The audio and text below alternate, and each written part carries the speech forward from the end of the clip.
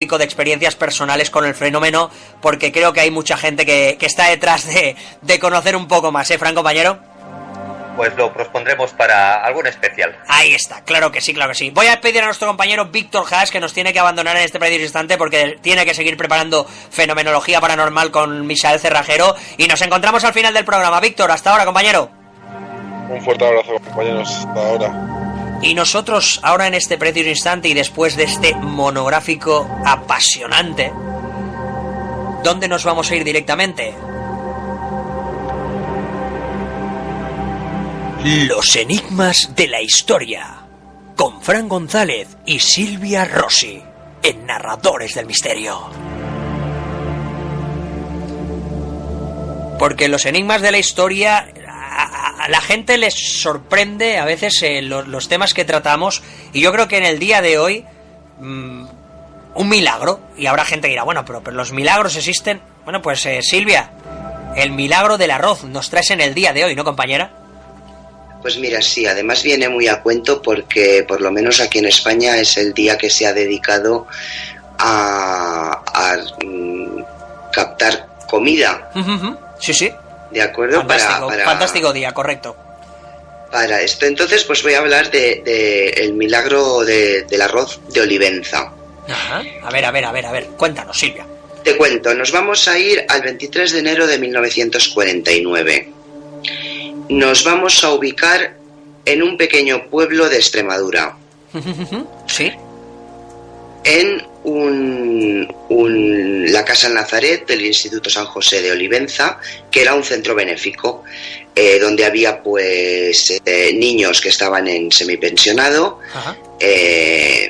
niños sin recursos, y además tenían un comedor social donde se le daba de comer pues a varias personas del pueblo y de los alrededores.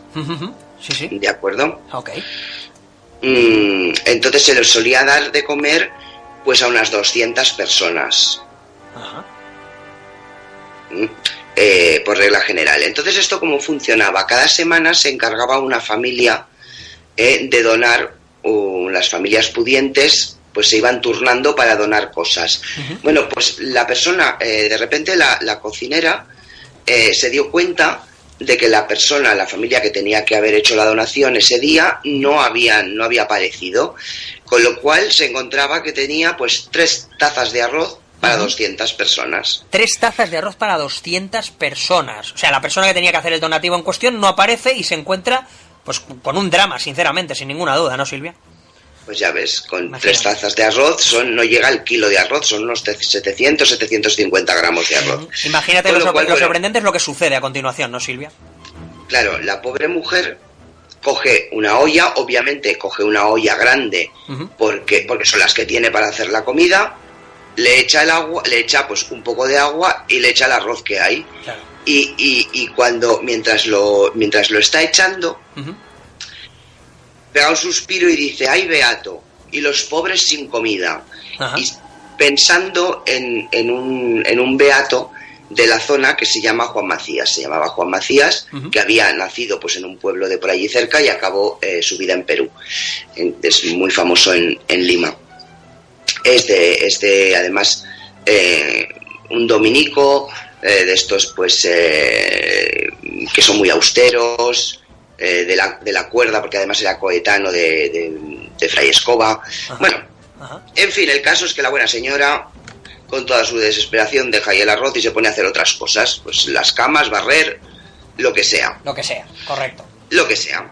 Bueno, estamos, hay que pensar que es eso, que estamos en el año 49, España está en la posguerra, o sea que está... Hambruna por doquier, exacto. Enfermedades por doquier, etcétera, etcétera, etcétera.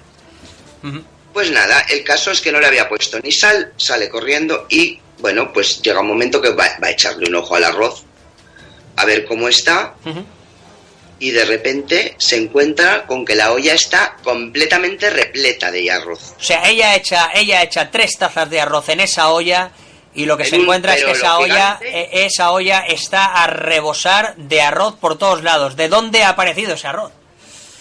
Pues se asusta la buena mujer, y lo primero que hace fue irse por un lado al párroco, que no lo encuentra y encuentra a su madre, y por otro lado se fue a buscar a la que era la directora del instituto, y al final, bueno, pues los consigue reunir, y se van para allá, la voz se va corriendo, y al final llega el párroco, se encuentran con que cada vez que van sacando arroz, empiezan a repartir, el arroz se va regenerando. O sea, que conforme van repartiendo el arroz para las personas, en este caso, es como si recuperara, o sea, como si hubiera un grifo de arroz dentro de la propia olla que echara más arroz todavía, Silvia.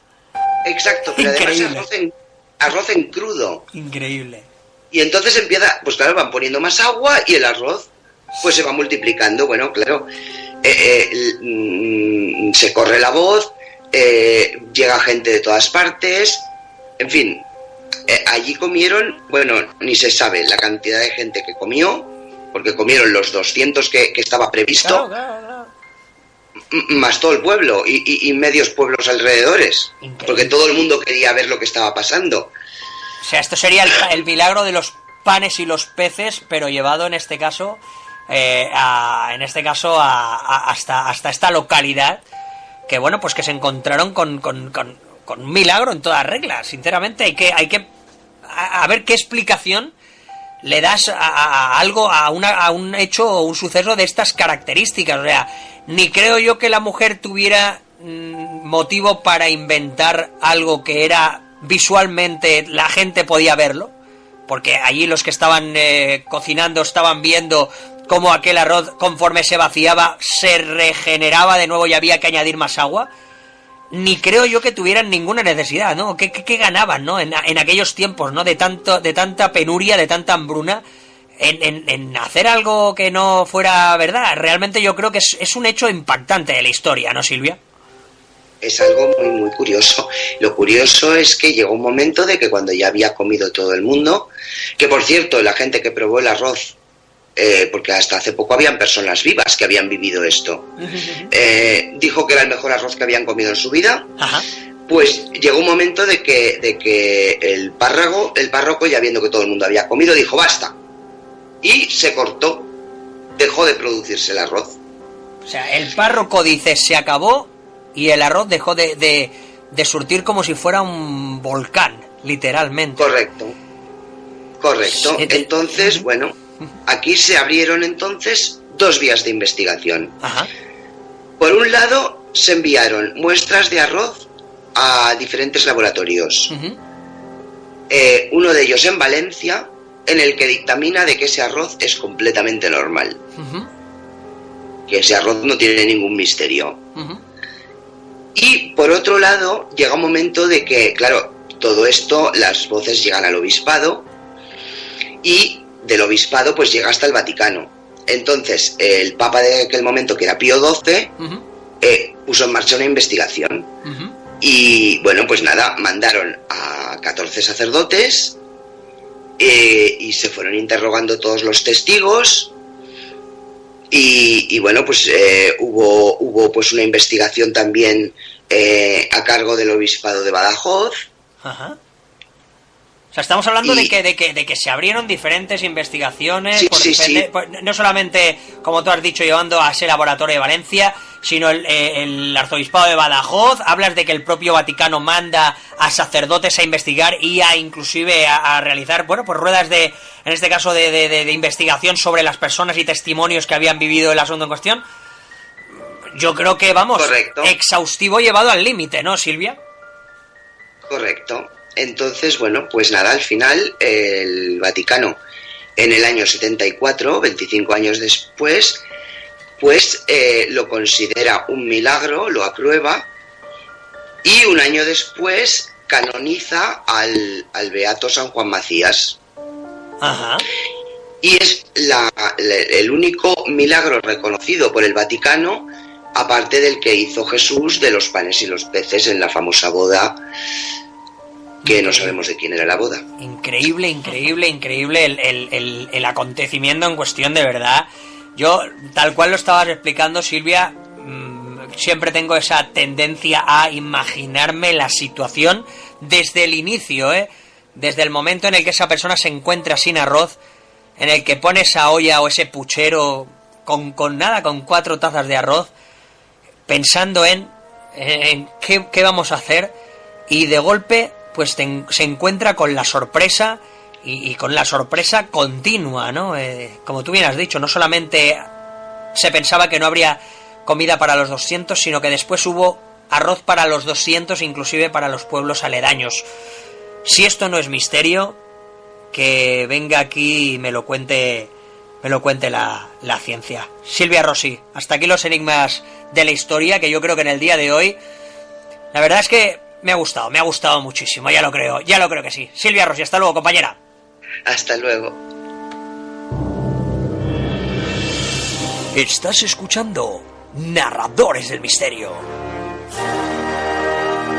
Y tras este enigma de la historia, este milagro del arroz, nos vamos a ir con nuestro compañero Noé Álvarez, que ya tiene preparado un aporte increíble de un personaje muy peculiar también, Linda Napolitano. Escuchar este caso, porque os va a dejar a todos atónitos.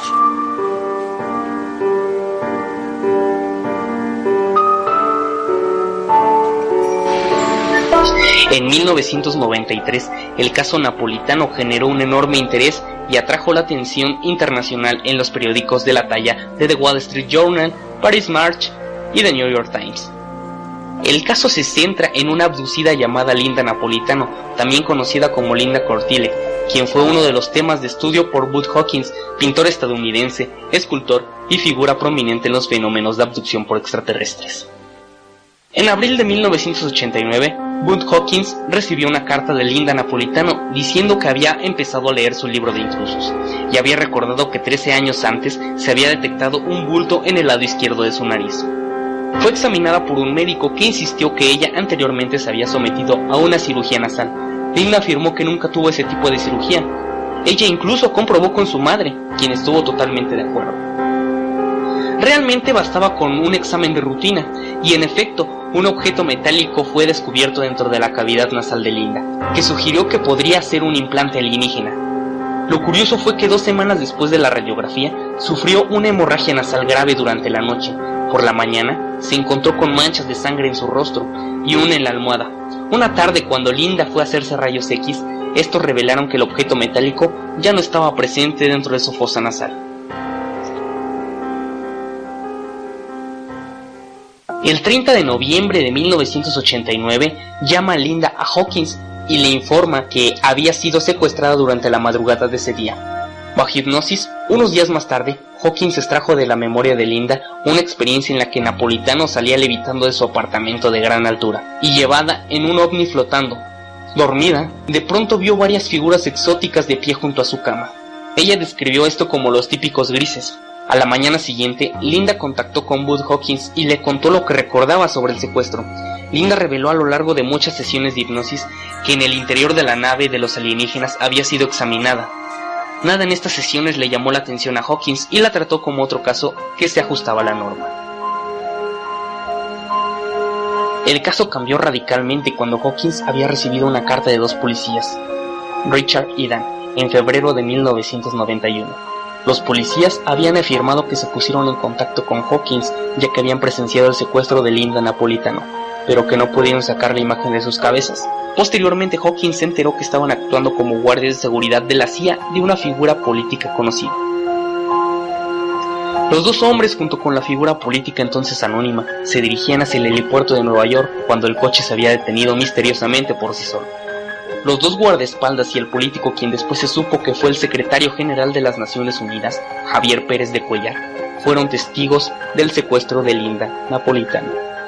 Ese mismo año, en 1991, el caso parecía ser aún más sólido cuando Hawkins recibió una carta de una mujer diciendo que mientras ella pasaba por el puente de Brooklyn a las 3 de la mañana, el 30 de noviembre de 1989, de alguna manera, todas las luces de los coches y los motores del puente, incluido el alumbrado público del puente, se apagaron. Por lo tanto, se bajó de su coche para ver qué había pasado. y vio, junto con otros conductores, una mujer flotando a 12 pisos de altura en un ovni que sobre